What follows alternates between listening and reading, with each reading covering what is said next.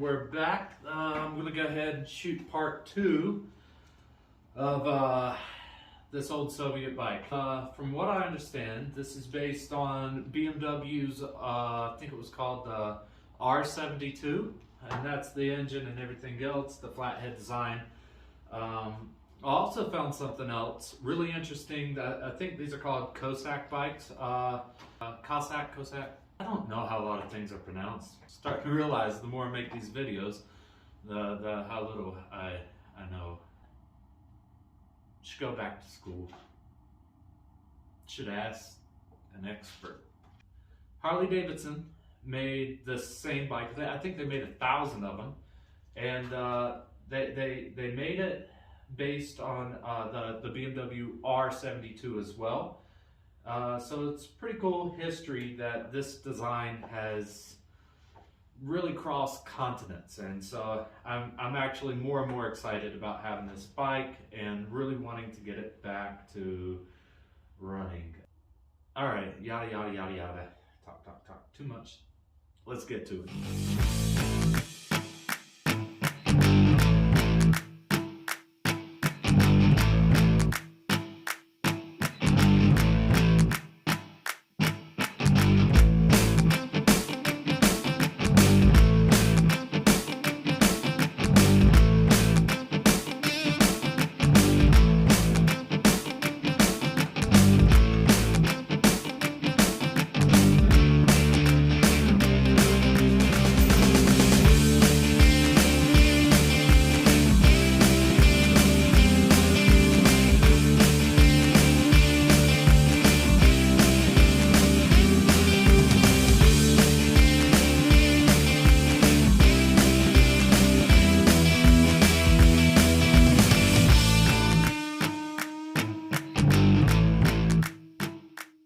Alright, so I've got the carbs tore off the bike, and then I also have to look up valve specs. Alright, so I already wrote up here what my intake and my exhaust valve measurement should be on the latch.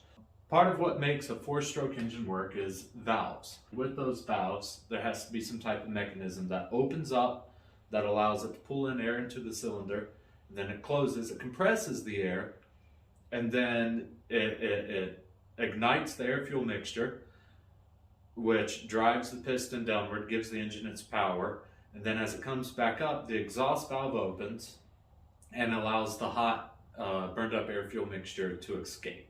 So it's 4 strokes. You have intake, compression, ignition, and intake, compression, suck, squeeze, bang, blow. And that's a 4-stroke engine. On my motor, especially for this bike, I have a central crankshaft running front to back in the motor. And what I have is 2 rods. Those come out to pistons on each side. As it rotates, those pistons get pulled in and out, and that's how it's able to move. Then there's a chain runs up to the top. I think this one's gear driven, but same idea. The bottom end is connected to the top, and then that's going to spin up here. Now I'm spinning the lobes. So as those lobes turn, it's able to push and then release on the valves. Then it comes out on these push rods, and then it has a screw and lock nut basically out here, and then it comes out to my valve. And then there's a spring, and then there's the top of this cylinder here, and then this becomes the whole. This is where the spark plug it fits in.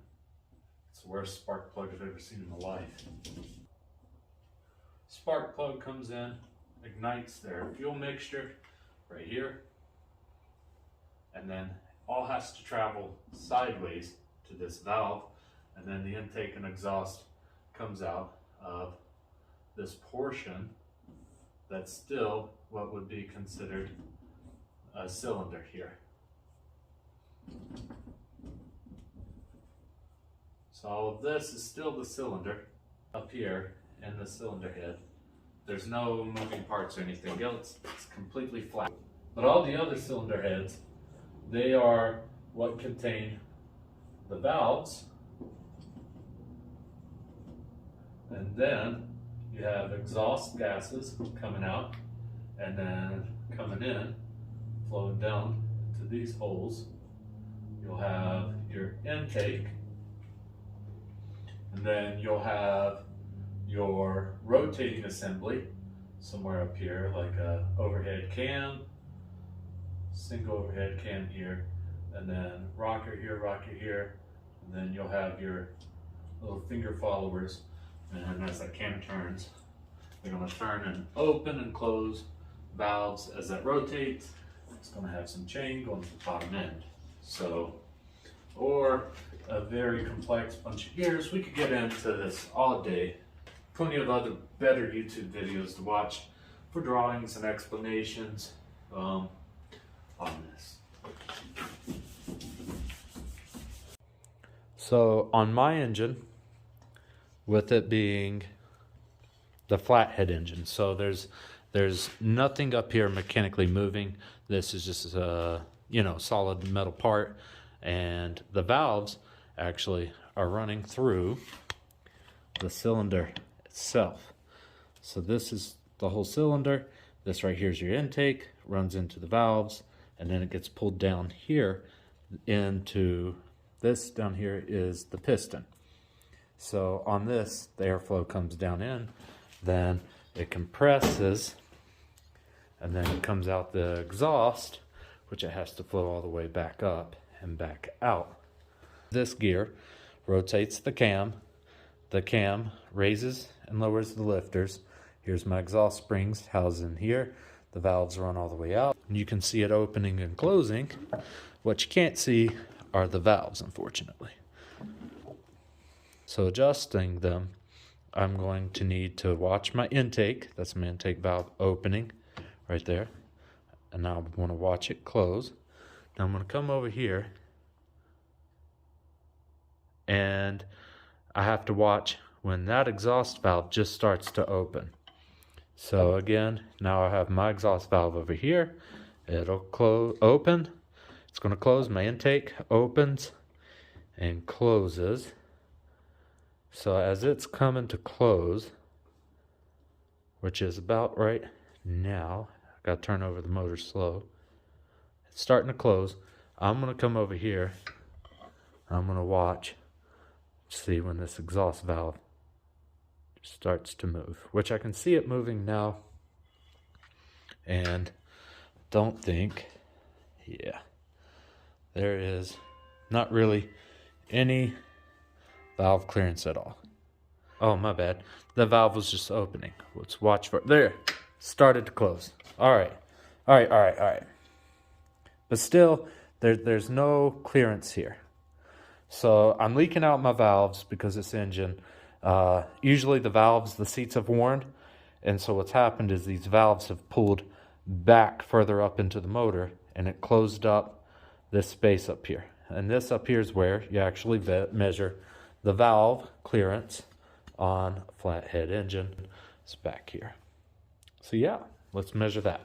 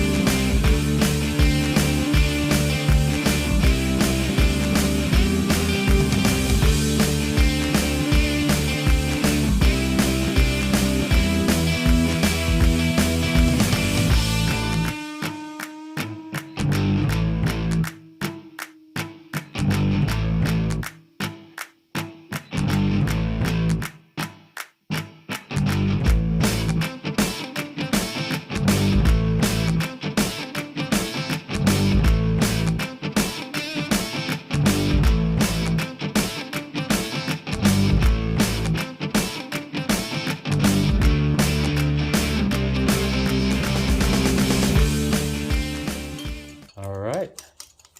So we have one side done. I'm going to go to the other side and I'm going to do the same over there. All right, we're recording. Nice. Been trying to figure out more about this ignition system. I think I got a few things sorted out from last video. I was told that it was a magneto-driven bike. I don't think this thing up here on the back side is a magneto. It's in a box over there. We'll get to that in a minute. What I did want to look at is what's happening inside of this distributor cap. Right now it's not advancing or retarding with the cable, and I kind of want to know why or how it's hooked up and all of that fun stuff. So apparently it just has a little spring here that holds this part on. So I'm going to go ahead and pull that off and pull everything out with wires. Now, two of these wires look fairly new, and they are just your street fire wire by MSD. So pretty sure those came from Advanced Auto somewhere, O'Reilly, something like that. Then in here I have the main wire coming in here from the coil, and then I have two contact points that would contact this right here. It's brass. Let me see. Get it here so you can see this. So inside of the points here, there is a brush that keeps this surface cleaned off. And this brush, and looks a little old. Then I have my points here that open and close. I think this is the condenser up here. And what the condenser does is keep the points from burning up. You can see right here, this is the points. This is going to be the part that opens and closes and creates a spark. And what's going to happen is this is slightly, it's a very small cam, and it's going to lift this little follower open and close. And this camshaft here is the same one that runs the valves. So it's just the timing system that goes from the bottom end to the top end. So as I turn over the motor, it opened, it's closed, open, close, open, close. And that is my point. Open, close, open, close. And I can advance and retard the timing and that whole mechanism there from the handlebars. So I think I'm just going to leave this alone until I can figure out if it's working or not. Do I need to adjust my points? I definitely probably need to clean them a little bit. So all of this brings me back to the ignition system. All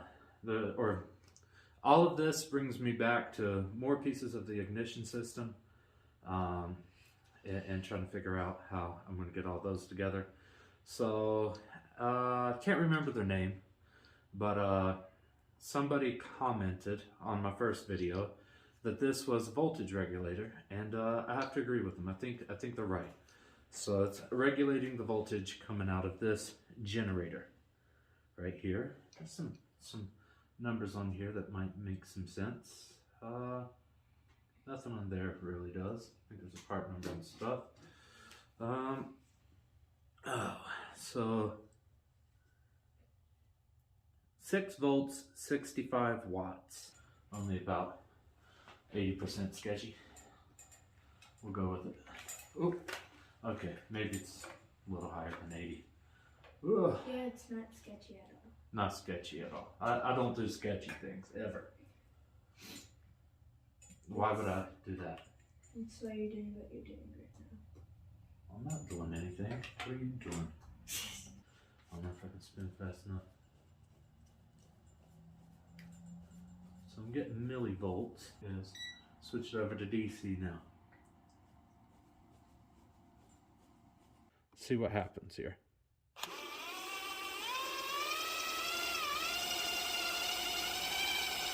That's turning pretty quick and I don't have much happening. Let's go ahead and switch this over to DC. All right. Also, don't seem to have much happening.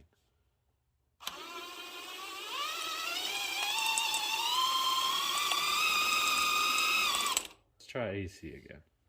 See if I can get it spun up.